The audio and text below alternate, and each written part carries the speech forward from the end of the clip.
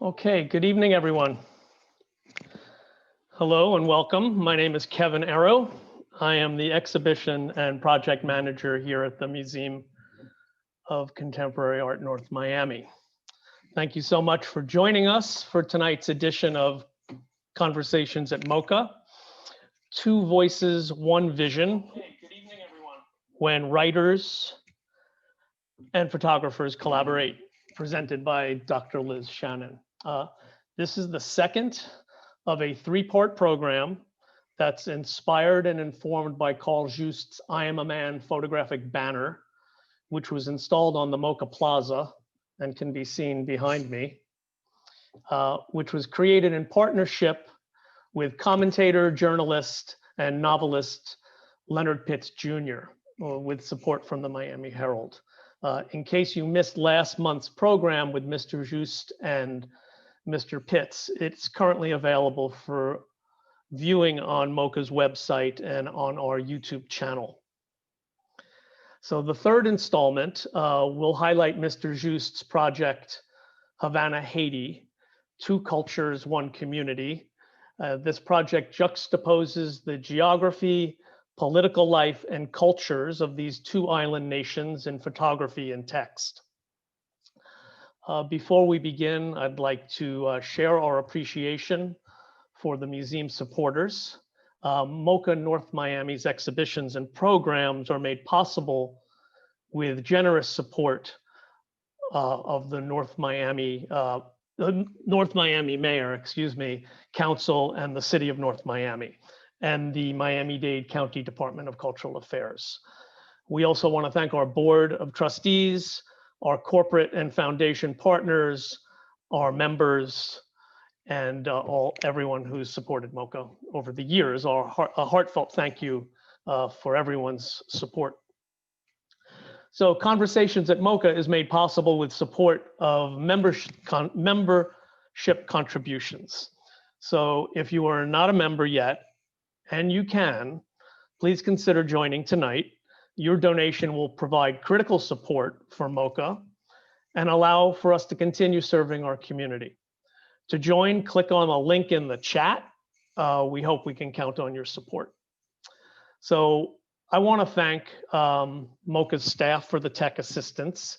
And of course, I would like to thank and now introduce Dr. Elizabeth Shannon, who will be leading an insightful presentation this evening. Dr. Elizabeth Shannon is a curator, a writer, and an academic based in Miami, Florida. She has worked with the collection at the International Center of Photography in New York and has held curatorial positions at Dundee Contemporary Arts in Scotland, Locust Projects, and Vizcaya Museum and Gardens in Miami, and was a Knight Curatorial Fellow at the Bass Museum of Art on Miami Beach. So without further ado, two voices, one vision, when writers and photographers collaborate. Take it away. Hi, everybody.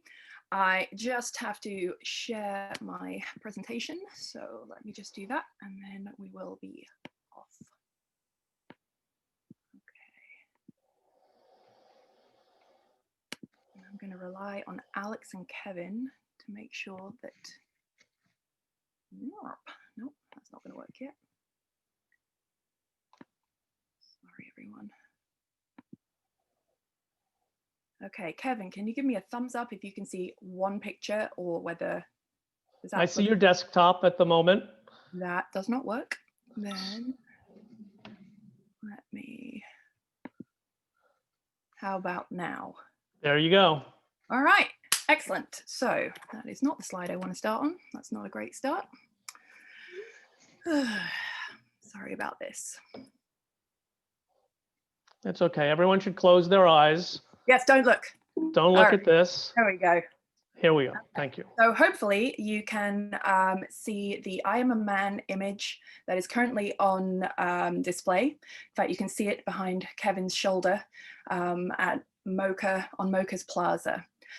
So, sorry, to rewind. Thank you for the introduction, Kevin. As Kevin said, my name's Dr. Liz Shannon. I work in Miami in various art-related capacities at the moment. I have a not perhaps so secret enthusiasm for the history of photography. That is what I studied when I was getting my PhD. And I specifically studied one photo book, which I'm going to tell you a little bit about later. I've also been doing some work with MOCA and their collection. I'm very excited because we have a new collection show that will be opening at some point in the not too distant future, hopefully. But as everyone at MOCA knows, my not secret passion is photography. So I was really excited when the team told me they were going to be putting this image up on MOCA Plaza. I am familiar with the work of Carl Juste, who is a fantastic photojournalist based in Miami. He's worked for the Miami Herald for over 30 years. He also runs the Iris Photo Collective, IPC, and he has an art space, the IPC art space in Little Haiti too, where he has really interesting exhibitions. Don't really know when he sleeps because he seems like he must be an incredibly busy man. Also, and I know Kevin is going to kind of plug this at the end and maybe already mentioned it, but he will be doing another program. I'm the meat and the sandwich of 3 programs around this particular work, where he's going to be talking about his upcoming project, the book and exhibition, I believe, Havana, Haiti, 2 Cultures, 1 Community. And hopefully my talk's going to fit really nicely in terms of what's coming up, because that project involves image making by Carl Juste, and then also works by various writers. So one of the things I'm really interested in, other than just history of photography generally, other than photo books, is how photographers and writers work together, how image and text works together, and basically everything to do with that. Thinking about graphic design, thinking about the printed page, thinking about whose voice is heard and how that voice is expressed. So, going to take you through a number of images, hopefully not boring ones, and probably go at quite a clip. And I will try not to over-enthuse too much, although I can't really promise that I won't.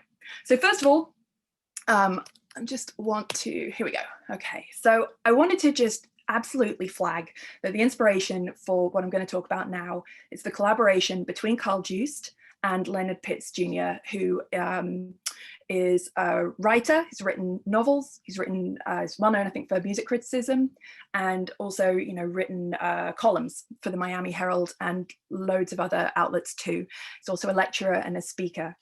So just to quickly go back, the I Am a Man image that's currently on the front of MOCA was created as part of a project that Carl and Leonard had conceived together. It was while they were both working for the Miami Herald, and it came about in 2008, in part because it was going to be, I think, the 50th anniversary of the murder of Reverend Dr. Martin Luther King. And also Barack Obama was running for president. He had not yet attained the presidency, but he was the Democratic candidate. So you can go back and watch the first program that Carl and Leonard did with excellent moderation by Donna Marie Baptiste, where they talk about some of these things, and I have absolutely stolen some of the things they said. I'm going to tell you about them now, but I recommend you go back and watch that program as well, because it was very interesting. Apparently, neither Carl nor Leonard can remember who came up necessarily with the idea, but they had planned to do a tour around the United States, essentially kind of looking at what it meant to be a Black man in 2008. Thinking about this anniversary, 50 years, since that murder, and thinking about what was to maybe come with maybe having a Barack Obama presidency.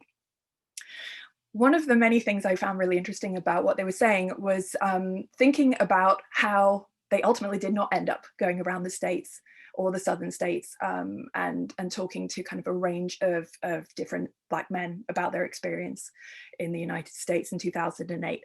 And this was basically came back to funding. And this is something that I'm very familiar with when I've been studying photographic projects that often do result in books or something along those lines. Funding is always an issue, and historically it's always been an issue as well.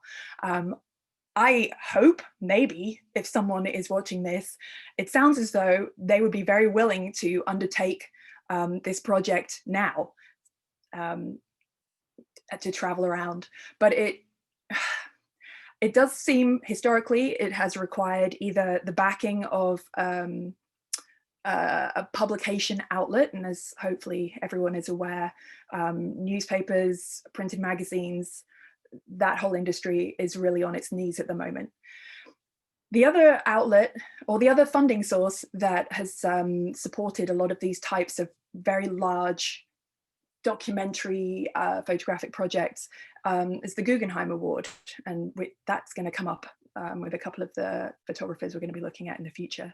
So I hope somebody will fund them to do a more fulsome version of this project. But ultimately what they ended up doing after the Miami Herald, who it sounds are very supportive, however, did not have the money to fund a really fulsome project, they funded a photographer and a writer to go to Memphis and interview individuals who had taken part in the 1968 Memphis sanitation workers strike.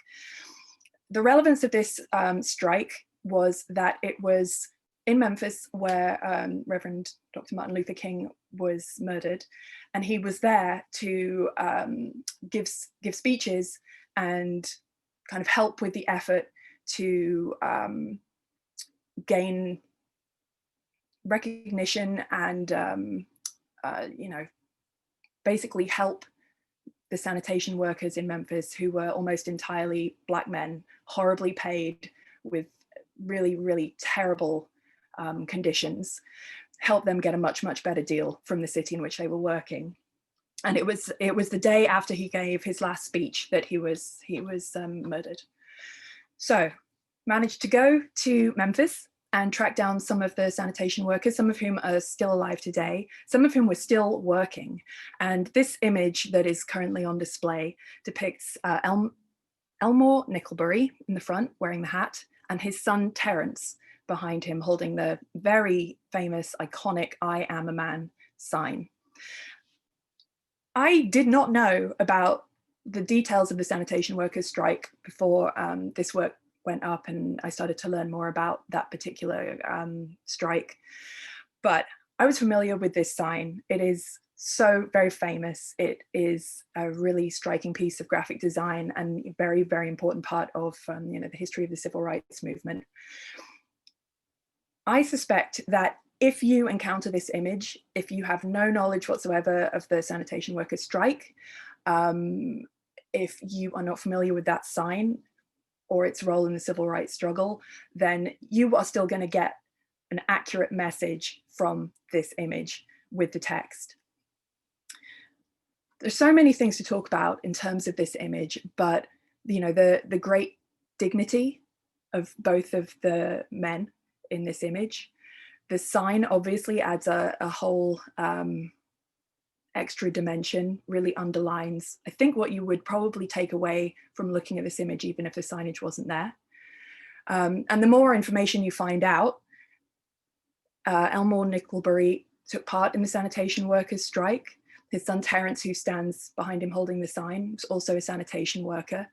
And the wider project that Carl and Leonard put together and that was published in the Miami Herald in 2008 also exists online. I was in touch with them about trying to find the printed Miami Herald article, and I wasn't able to track it down in the end. And that's kind of interesting to me, because in the past, when I'm doing this sort of research and thinking about text and image and photographers and writers working together, the first thing I want to do, other than talk to the people who made the work, is go and look at the kind of the hard copy, the object, the printed paper or whatever it is that they've produced, because I want to see how do the text and the images work together, how do they look on the page, and how does one affect your understanding of the other. So in this case, I had to go and look online, and I really recommend you go and look at this project. You can find it just by Googling Miami Herald, I am a man, it should come up. And one of the things that's so lovely, or well, lovely, interesting, maybe it's a better turn of phrase for it, is you get to hear the voices through the audio of the men who are depicted in these fantastic images. And it's incredibly affecting to get a first person, or to hear a kind of a first person narrative someone's actual voice as they speak, and you look at their image. And this is something we'll be looking at very, very shortly as well, and how you can do this without audio, but by having somebody just have text on a page under an image, how we make that connection. Okay, so I had to start with an image that I personally am very familiar with because it was taken by the person I wrote my PhD on. It's an American photographer by the name of Paul Strand. He is someone who some people are familiar with and lots of people are not. He was an American modernist photographer. He was very successful, very, very young. And these are some of the works that he made a huge impact with.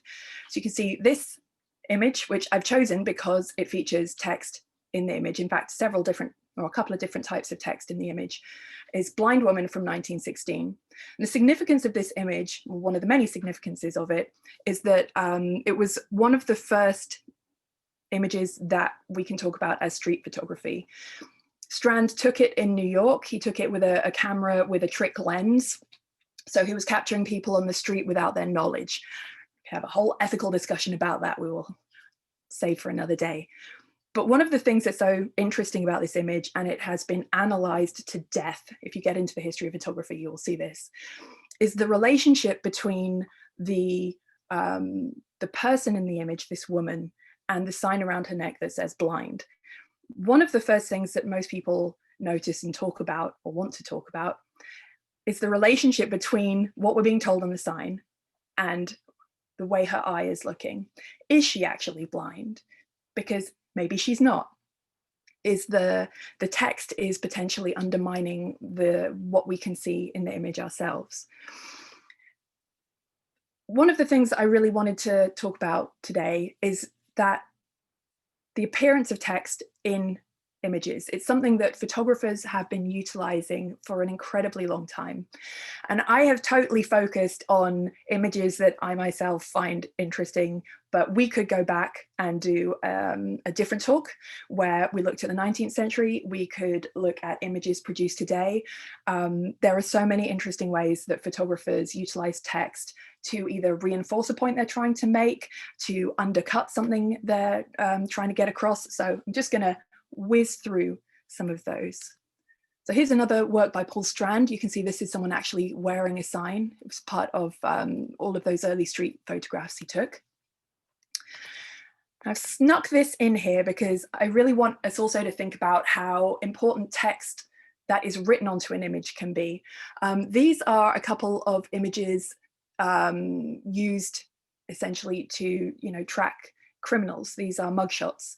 And the addition of text is really important in terms of being able to utilize the Bertillon system that came from France. So you need the name, you need aliases, you need potentially measurements, you might, in terms of, face distances, things like that, as well as the images to truly be able to kind of categorize someone and then find that information again.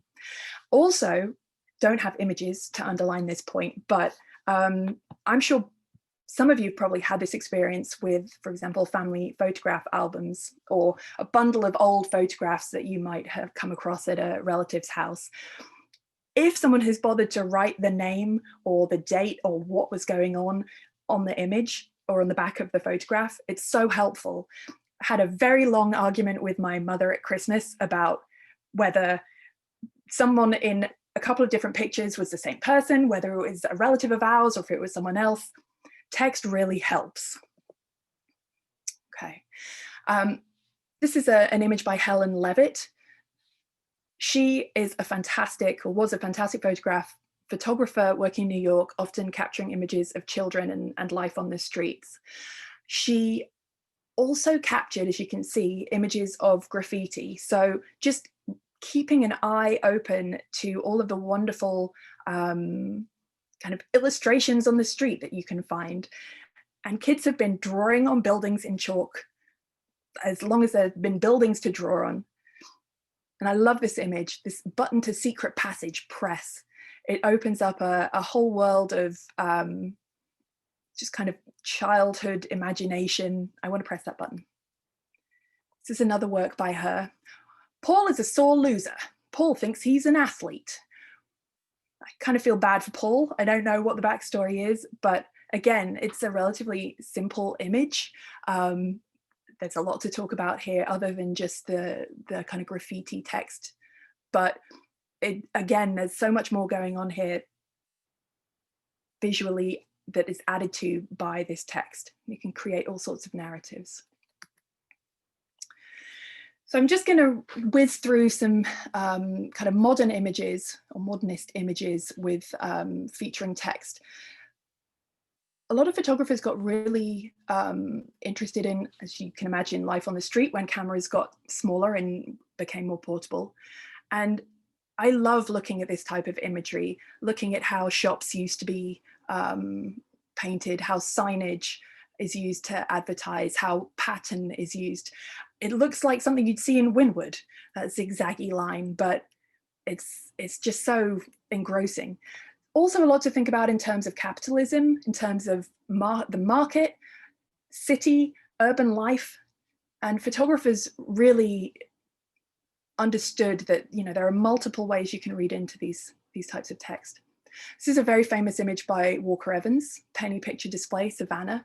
And this is, I think, just a shot of a window or a door of a photographic studio.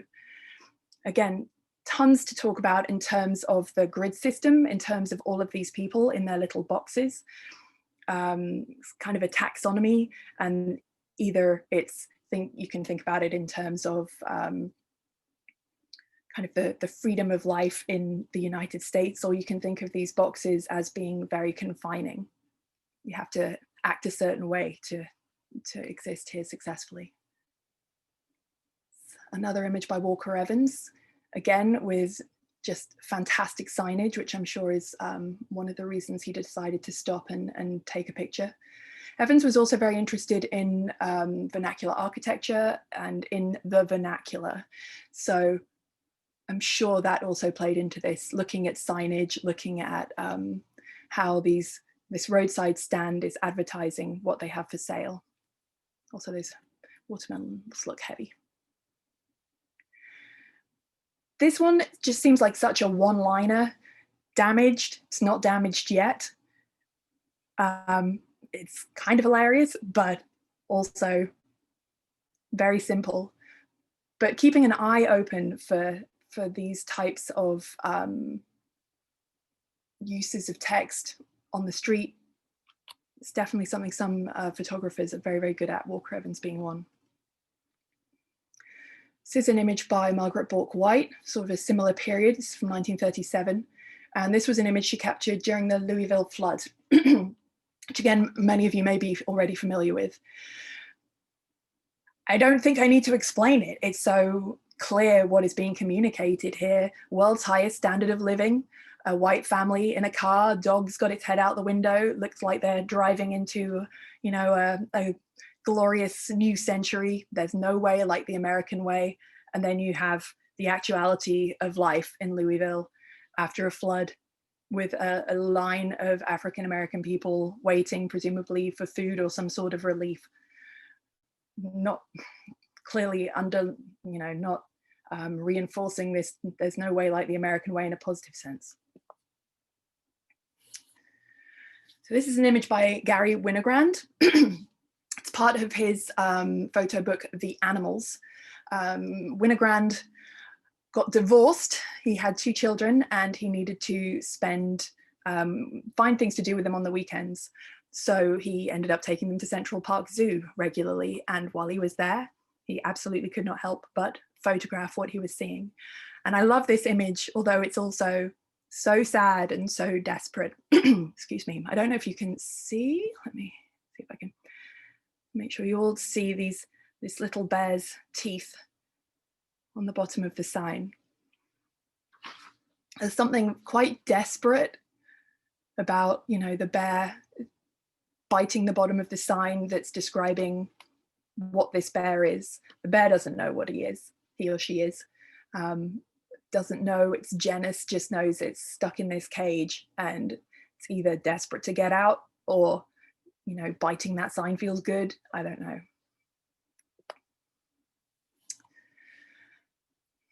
Robert Frank was absolutely a gateway photographer for me in terms of getting into the history of photography and ultimately spending probably way too much time studying it and making no money while doing my PhD.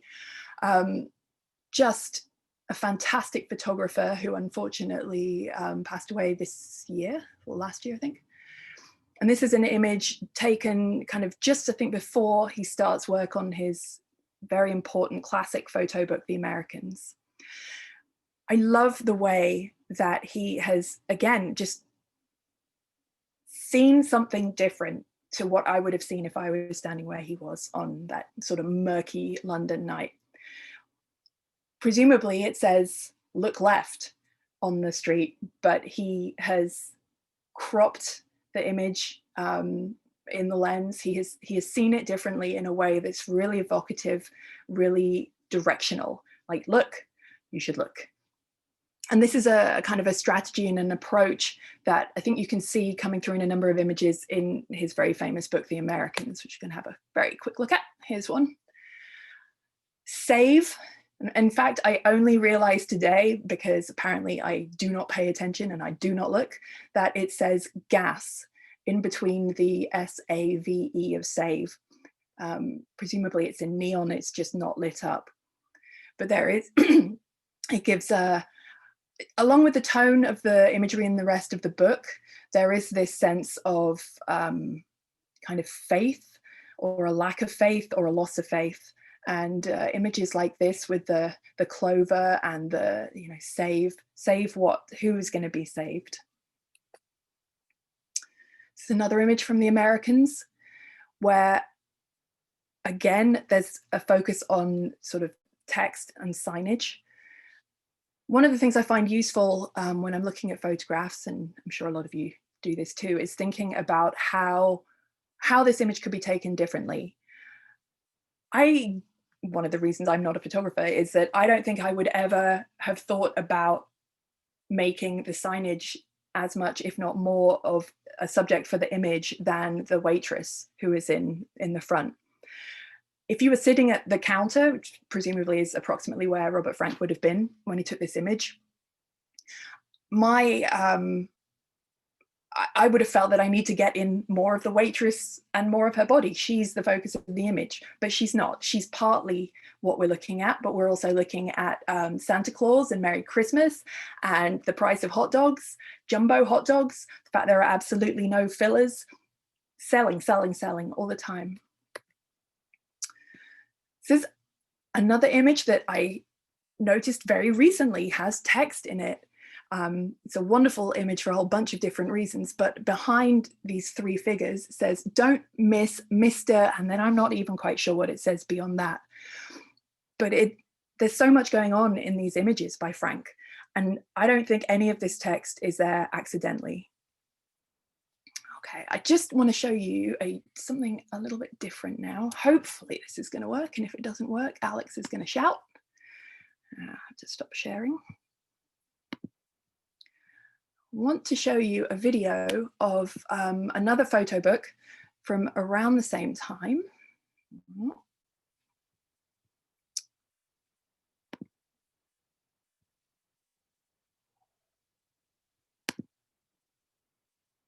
Nope, okay, sorry. Let's see if this will work.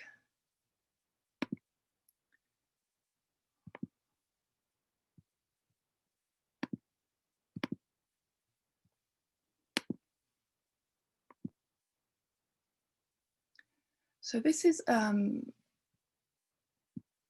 video.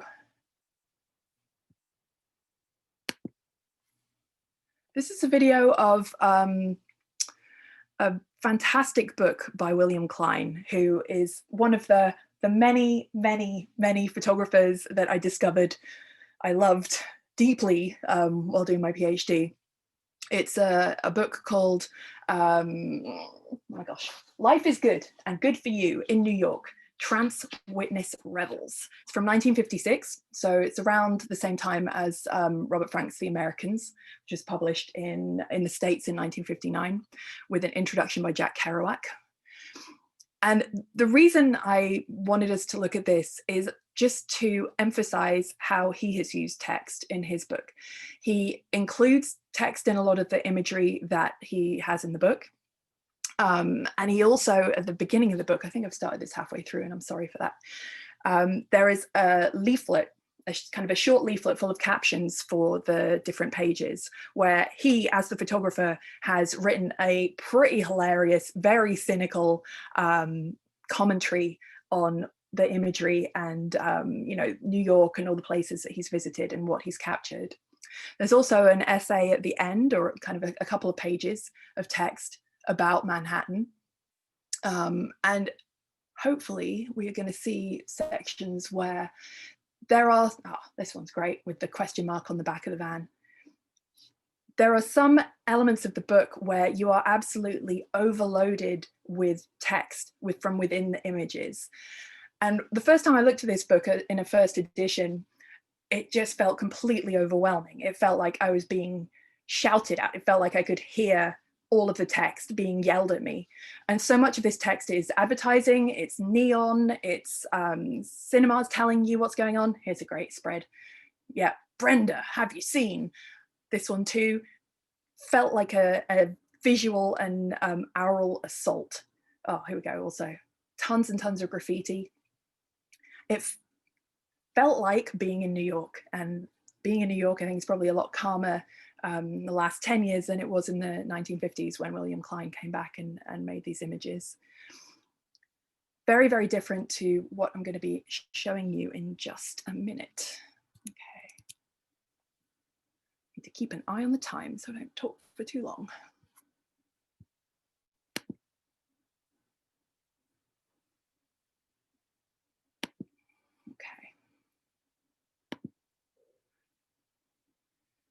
Yeah. So I really hope this is working, because otherwise, nope. Hang on.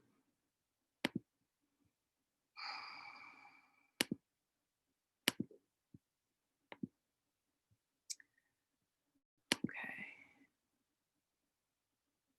Kevin, can you let me know if this looks? Yep, looks great. Yeah. Okay, great. Thank you. You're welcome. Okay. All right. So it keeps coming back to where I don't want it to be, which is absolutely typical. Okay. So now I just want to talk about the book that I wrote my PhD on. So I'm going to kind of pivot a little bit and talk about photographers and writers collaborating. So I studied Paul Strand, who is the American photographer you'll know about. I could do many talks just about him, but the work of his that I studied was a book called Un Paese. He made it in the early 1950s after he'd left the United States. And the image that's up right now, these are posters for Paul Strand's films. So there's a big push often for talking about interdisciplinary arts, and I completely am on board with that, because so many artists do not just stick to one medium. And Paul Strand was absolutely one of those people. He was one of the earliest documentary filmmakers in the United States. He was absolutely committed to political film. And you can see that he had, these are 3 of his films. Native Land was the last film that he made, had a voiceover and beautiful singing by Paul Robeson. And it was unfortunately released just before the Japanese bombed Pearl Harbor, because it was unfortunate because nobody went to see this movie. It was about civil rights in terms of unions, and in every sense, really, civil rights for everyone. And it just got completely lost as America started to move towards going to war. So why am I talking about film? Who cares about film? Well, photo books to me are very much related to film. Paul Strand had to leave the United States at the end of the 1940s. Yeah, beginning of the 1940s. He left the United States, and during the Red Scare, essentially, he was on FBI watch lists. And he was unable at that point to make films anymore, which is, of course, a collaborative effort. So he pivoted and started making photo books. He'd made a photo book before he left the States, that's Time in New England. And then you can see he made 5 other photo books, all of a very similar type up until the end of his life, all based in different places around the world. So I studied un paese, which is the one set in Italy. And one of the features of the books that Strand made were that he always engaged with a different writer. He wanted to expressly collaborate with a writer in the construction of these projects. So while I was researching this, it all sounds pretty straightforward. Collaboration, that's easy enough. And I think one of the things that came out of watching the presentation that Carl Juste and Leonard Pitts did was they seem to have a fantastic relationship. And when they talk about working together, it sounds like it would be so fun to work with them. Leonard was talking about, you know, having to carry things around and do lighting for Carl. And I think that's something you often find when writers and photographers collaborate, if they are together while they are working on a project, while the images are being shot, and maybe while the writer is gathering information. However, these collaborations are, as you can imagine, not always so straightforward. So Paul Strand had very, very strong ideas about what his books needed to get across.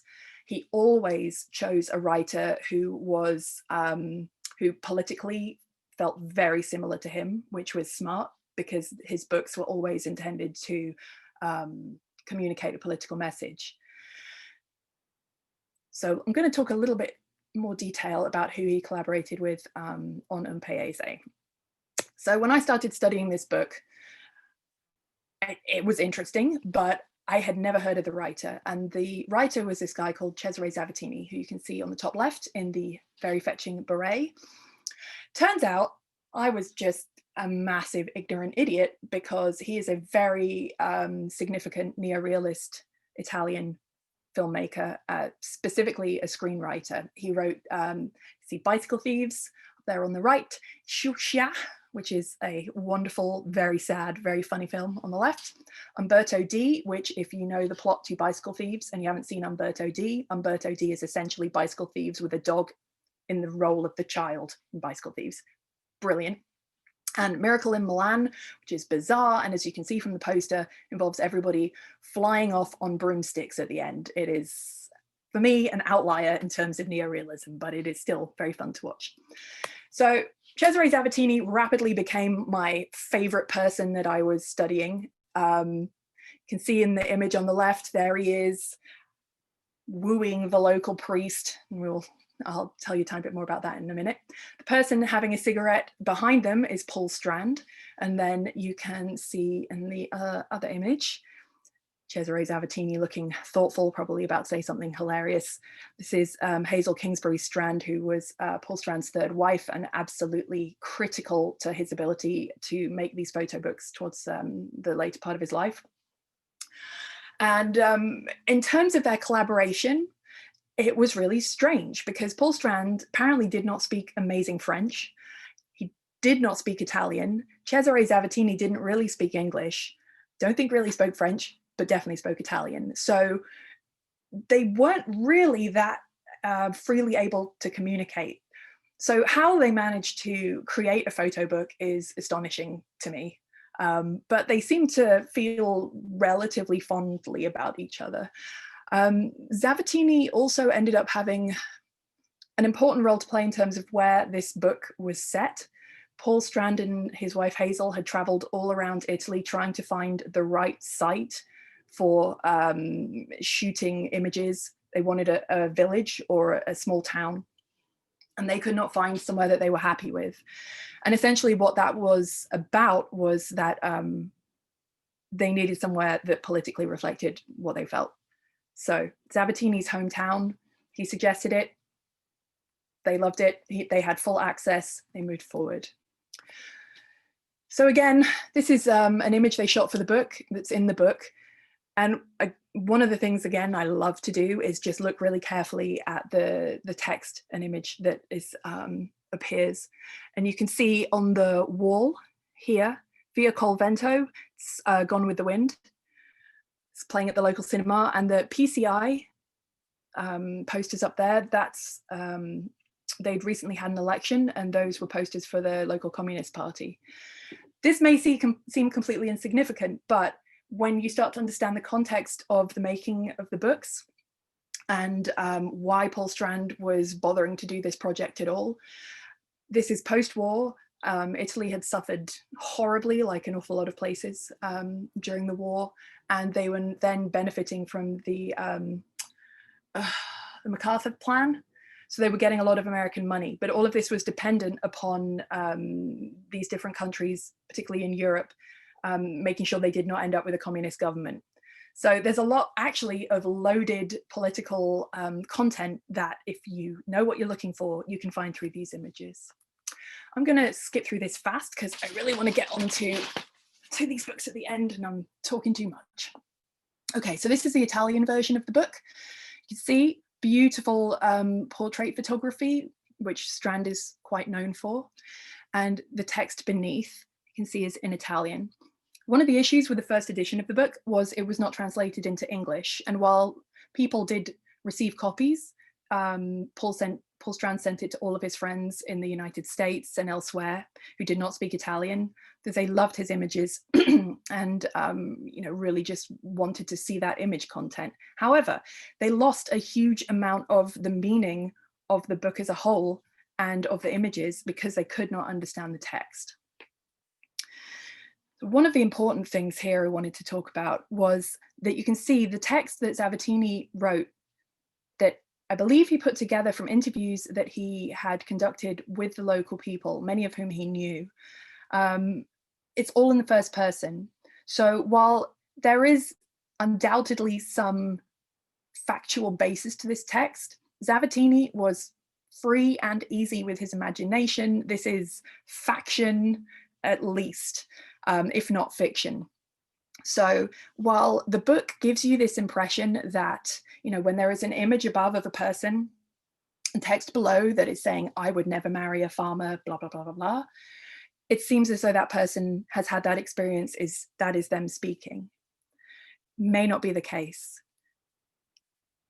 You can see this very well here with two images that don't contain any people, where the text is in the first person and we imagine someone is speaking, but who is speaking?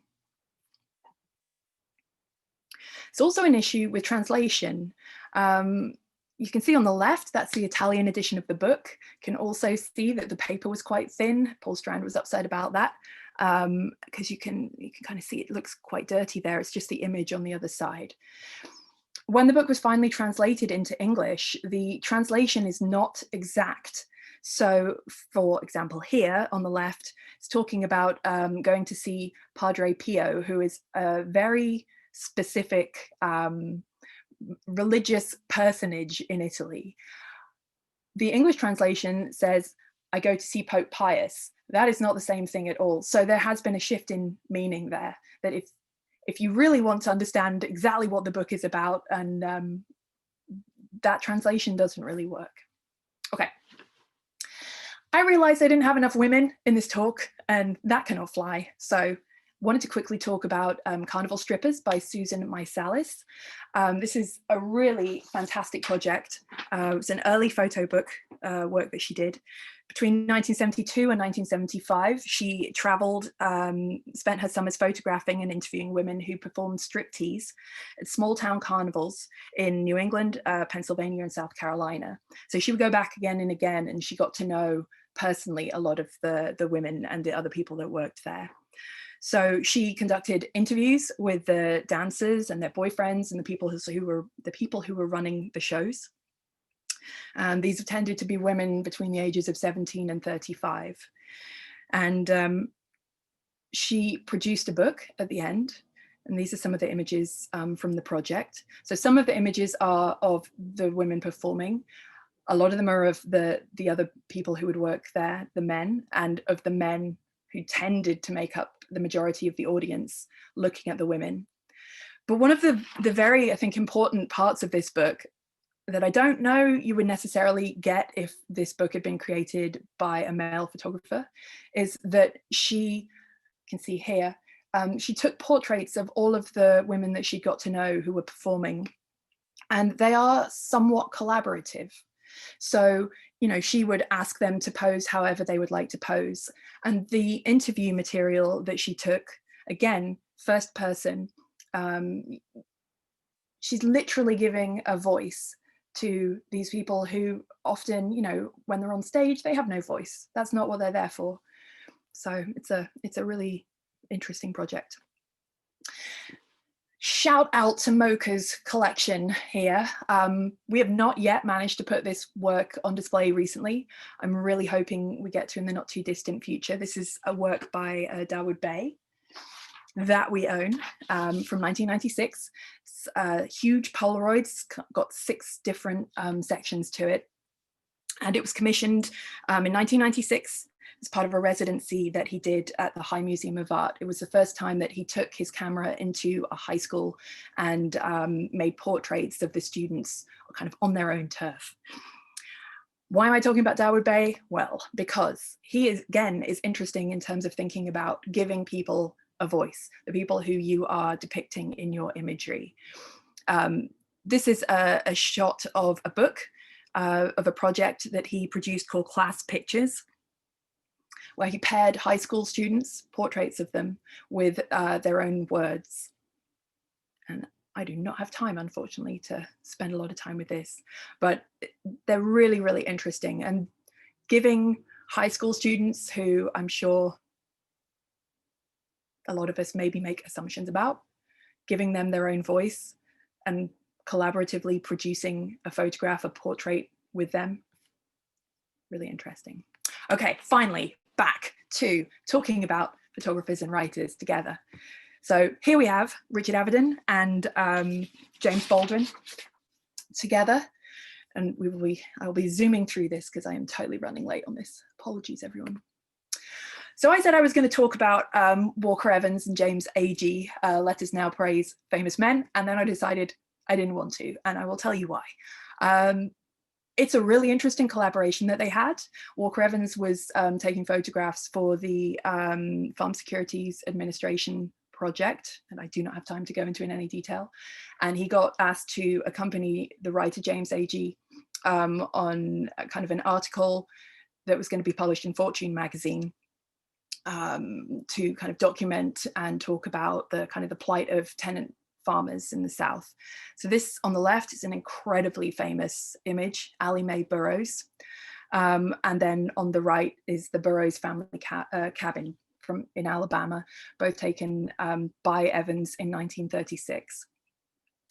The way this book, which I have to hand right here, is put together, the way the images work with the text is unusual in terms of the images just are in a block at the front of the book. So Walker Evans managed to kind of maintain this integrity of photo narrative through that section. James Agee's writing is very interesting. Personally, I find it a bit hard to get through. And there's a lot of James Agee in it. There is not, or it seems as though there is not that much Walker Evans in his pictures. They seem very kind of respectful, direct.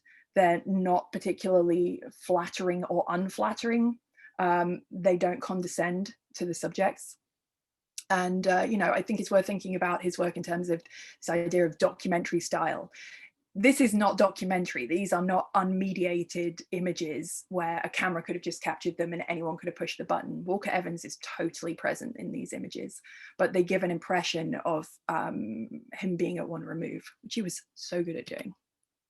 Okay, finally, onto the 2 most wonderful books that I really wanted to talk about, both the results of just beautiful collaborations between photographers and writers. So here we have the sweet Flypaper of Life. I had never heard of this book before I started studying for my PhD, and it came up, and I was trying to look at all of the photo books produced around the time that Paul Strand was working on the photo book I was writing about. And I had to go to New York Public Library to see a first edition copy of this book. It was a paperback version that had been kind of recovered into a hardback cover. So it looked incredibly unassuming and really not that interesting. And I opened it up, and the first page, it's not even the first page, it's the cover, is this, and just couldn't wait to see what was going to happen next. So here we have on the left, Roy DeCarava, fantastic photographer, and on the right, Langston Hughes, a poet of huge renown, still very, very well known. So why did they create this book? How did this come about? Roy DeCarava had applied for and been given a Guggenheim grant, I think in 1952.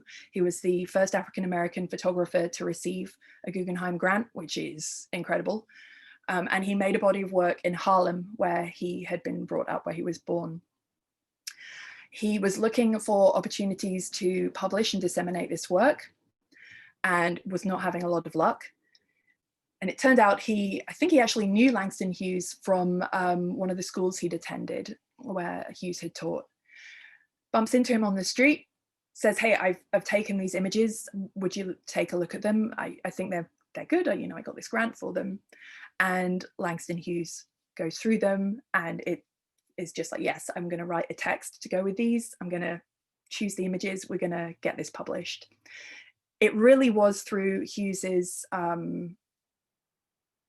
assertion, really, that the project was finally published.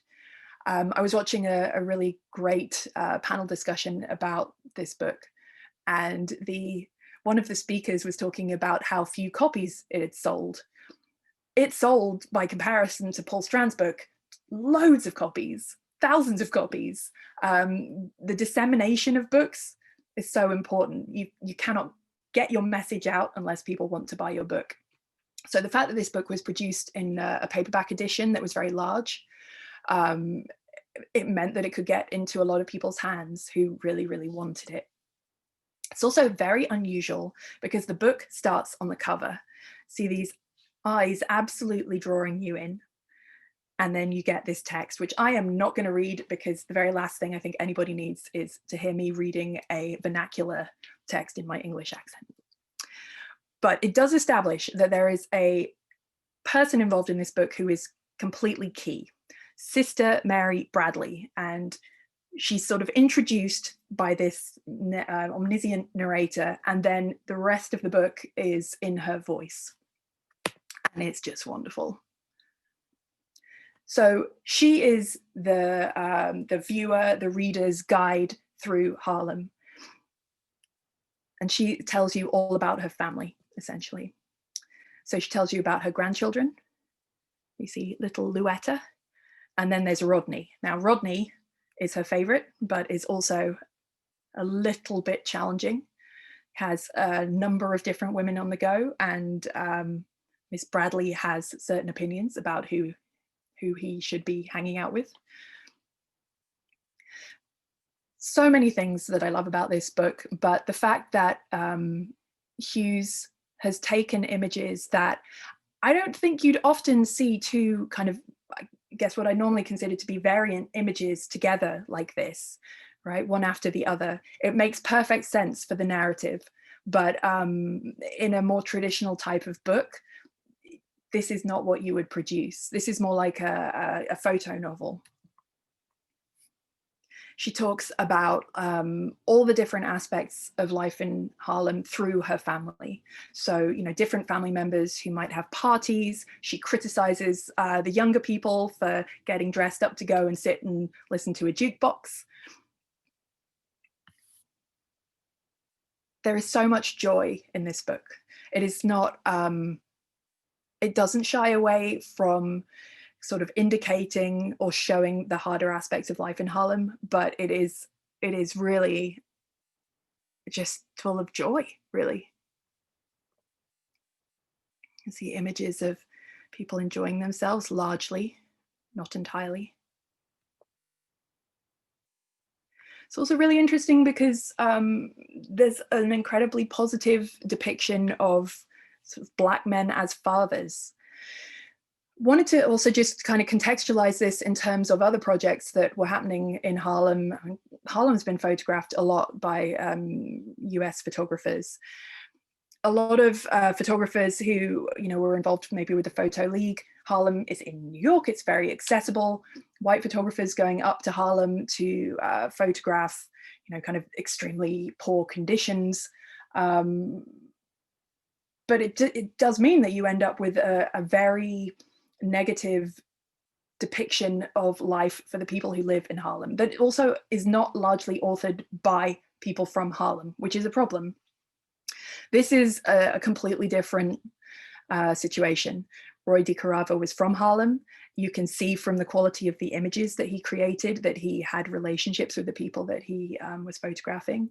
Langston Hughes was not from Haarlem, but had spent a huge amount of time in Haarlem. It's very closely associated with the Haarlem Renaissance, say that the American way, and wrote, a very sympathetic, beautiful, poetic text to go along with these images. I'm going to finish up soon. It's incredibly respectful. I do not have time to spend time on this image, but I flag to you the signage in the background. It is relevant. Oh, and this is probably one of the most wonderful ways to round off a book ever. All the way through, you are hearing from Sister Mary Bradley, and then at the very end, just when you think the book is done, she introduces herself to you. Here I am. Okay, we are nearly done. We are nearly through. This was the other book that just about blew my mind when I was studying, in a different way to the sweet Flypaper of life. Nothing Personal was a collaboration between these two gentlemen, James Baldwin and Richard Avedon. Richard Avedon, most famous for being a fashion photographer and having ultimately, I think, probably a slightly conflicted view of himself that way, really wanting to assert himself as an art photographer. I couldn't believe this when I found this out, but that says more about me than probably anything else. He went to school with James Baldwin. They were childhood friends. They had both worked together on their school literary magazine. They also had a romantic relationship at one point.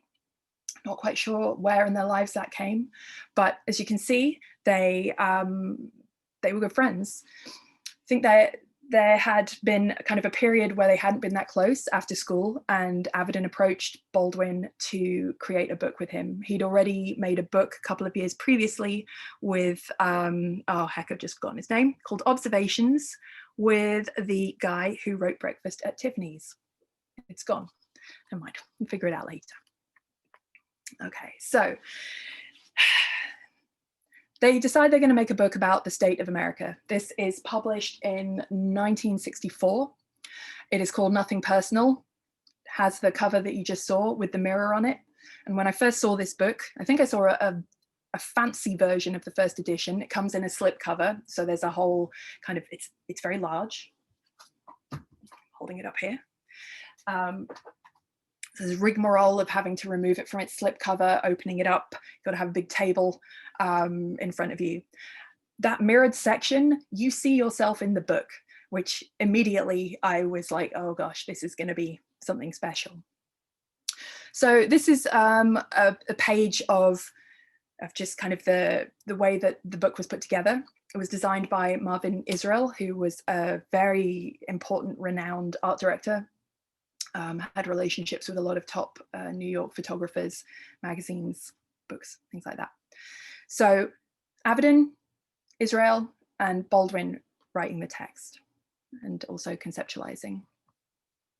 So the book opens with an image of a white man on a beach making a beautiful pointy sandcastle. It's very grainy. And then we move into a section that is takes place in the Marriage Bureau in City Hall in New York City. It's a double gatefold. And so you have all of these people as though they're all kind of in one mass, but they're separate images, all celebrating marriages that have taken place.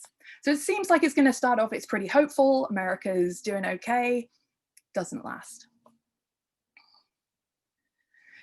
So here we have a spread featuring on the left Fabian, who I don't know much about, but can personally consider the poor man's Elvis. And on the right, that's the Everly brothers. I love this spread because they look so mean. They look like gangsters to me. What they really are, they're signifying the rise of rock and roll and teenagers and, you know, all of that good stuff. But they look threatening, they look frightening, and they look very sexual. They just look worrying. Here we have an image that, you know, there's no way things are going to be all positive with this book as soon as you get to this point, if you haven't already kind of figured out that the mood is somewhat grim. This is George Lincoln Rockwell, commander of the American Nazi Party. The other image on this spread is Allen Ginsberg, poet, and he's holding his hand up in kind of a more like an Ave gesture, and he's naked. Even without the text by Baldwin, there's clearly something very disturbing going on and being said about America in this book. But it is really the text by Baldwin that just makes this book so powerful. I'm not going to read you any because I don't have time, but I really recommend you look out this text. It begins, it's in 4 sections, and the first section, Baldwin is talking about watching television and essentially is talking about all of the advertisements that you see, all the things you don't need, all the things that are trying to encourage you not to age, help you not to age, help you not to decay. And you can tell there's, you know, this is not going to be a super positive take on the United States. But it gets much, much darker. So this is the image that is next to a page of text in the second section. Absolutely bizarre kind of death's head skull-like type of image.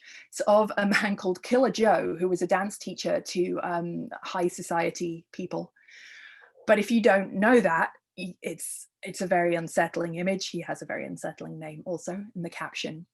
And in this part of the text, Baldwin talks about being visited by a friend from Switzerland, showing him around New York, and them both being arrested, and the experience, the very different experience they both have being arrested.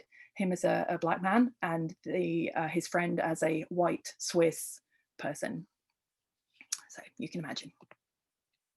That section ends with this image of Joe Louis, a boxer, a fighter, with his fist, and it is huge. It is as big as the page of the book. It's full bleed. Following that section, there's a number of images, but one is of the captions, Brother Malcolm X, Black nationalist leader.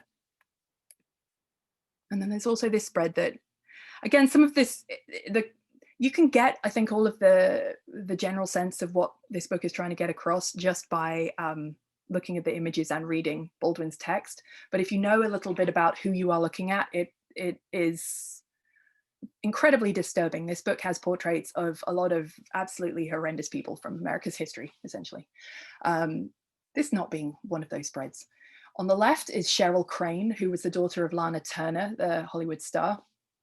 And on the right is Martin Luther King III, who's the son of the Martin Luther King who died in 1968, who was killed.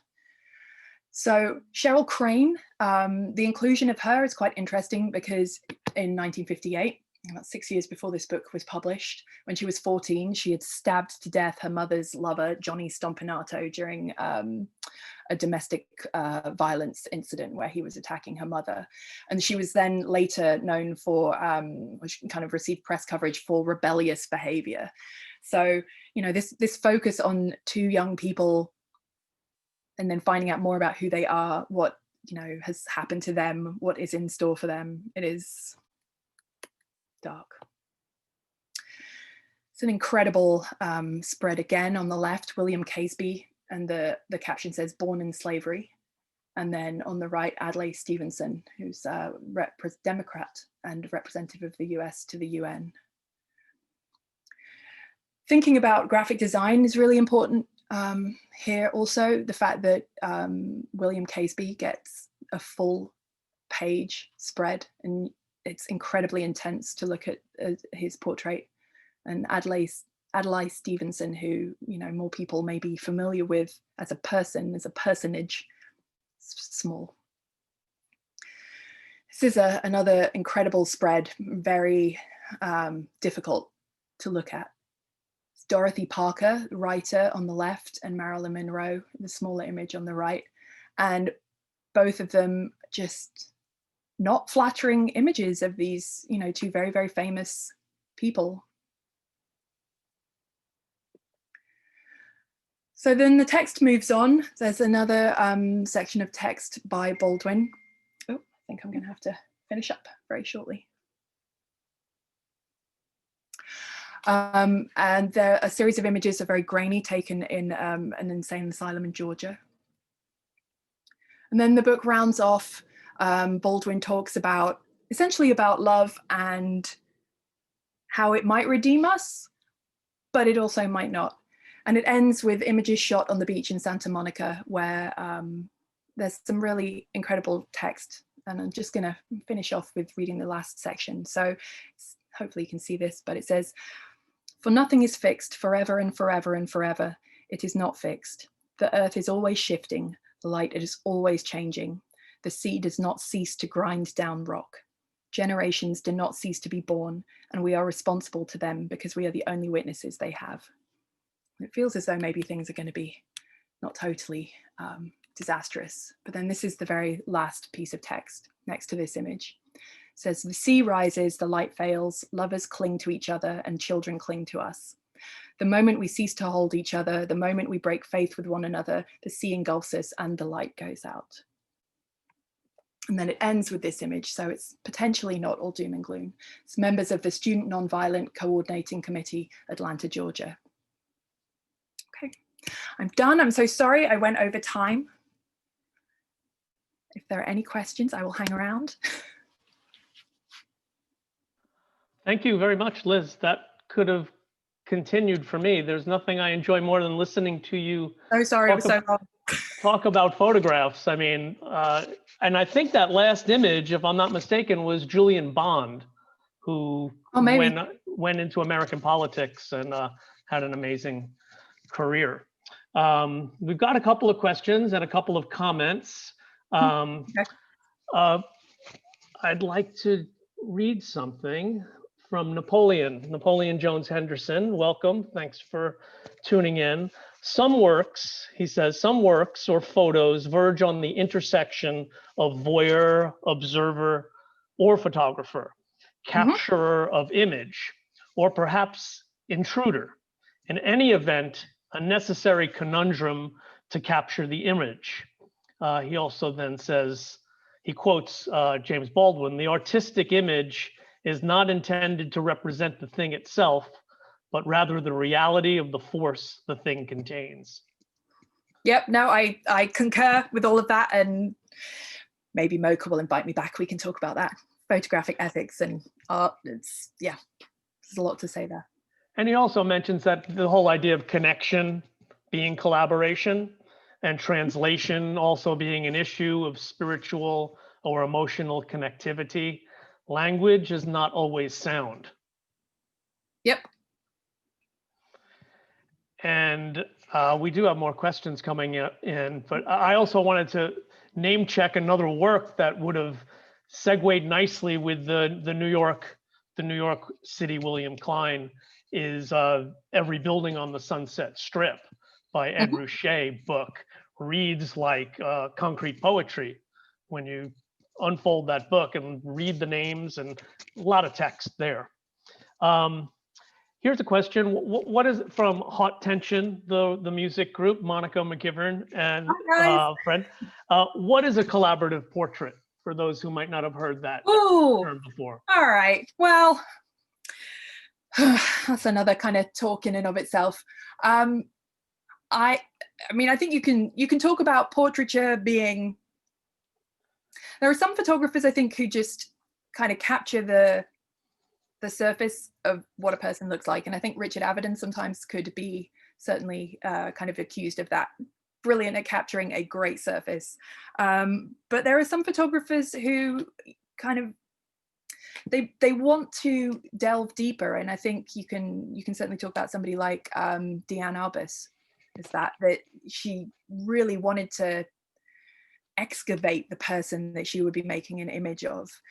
I mean, there's absolutely tons we could kind of talk about in terms of that. Paul Strand, I don't think he was really doing that, and some of the, I actually met someone in Italy who he had taken a photograph of for the book I was studying, and she said that they basically dressed her up to look poorer and more rural than she actually was when she was a little girl. And it's a beautiful image they took of her, but it's not really her. She's there as a cipher for an idea, and I would say that is not a collaborative portrait. But certainly, you know, some of the work by Deanne Arbus, you could talk about it that way, and other people too. Very good. Well, thank you, Liz. That was wonderful and thought-provoking presentation. I believe if there are no more questions, this brings us to the end of tonight's program. Sorry, it was so long. No, it was perfect. We might maybe have one other question coming in. Oh, lots of thanks and love from so many people in the community. I feel like if I start name checking everybody, I might leave some people out. But this was a very powerful and strong group of people that are here. Some of the most amazing photographers in Miami are here with us. So, I think we did something right, and we will try and come up with another iteration of this at some point. Certainly, when it comes time to reopen and the next collection focus exhibition is available. So, as mentioned before, if you enjoyed this free programming, please consider supporting the museum as a member by clicking the link in our chat, visiting mocanomi.org/support, and we look forward to welcoming everybody back to the next iteration of Conversations at MOCA next month. We encourage you all to visit our website, follow us on social media at Mocanomi for information about upcoming events, and we look forward to seeing you all next time. Peace out. Thank you all.